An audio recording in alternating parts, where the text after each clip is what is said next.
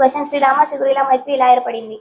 Fifth answer, Sita జాడ తెలుసుకోవడానికి సుగ్రీవునితో మైత్రి కోసం రామలక్ష్మణులు సుగ్రీవుడు ఉన్న ఋష్యముఖ పర్వతం దగ్గరకు వచ్చారు. రామలక్ష్మణుల గురించి తెలుసుకోవడానికి సుగ్రీవుడు హనుమంతుని పంపాడు. సుగ్రీవుని గుణగణాలు అన్నైన వాలి తనకు చేసిన అన్యాయం గురించి చెప్పి సుగ్రీవుడు జాగ్రత్త పడుతున్నాడని వివరించాడు. సుగ్రీవుడు రామలక్ష్మణుల స్నేహం కోరాడని తెలిపాడు. హనుమంతుని మాట తీరు శ్రీరాముణ్ణి ఎంతగానో ఆకట్టుకుంది.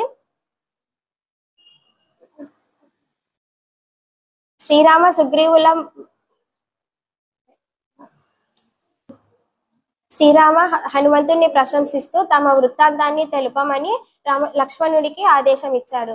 లక్ష్మణుడు శ్రీరాముని ఆదేశాన్ని ఆచరించి తమ వృత్తాంతాన్ని తెలిపి హనుమంతునికి సుగ్రీవుని సహాయం కావాలని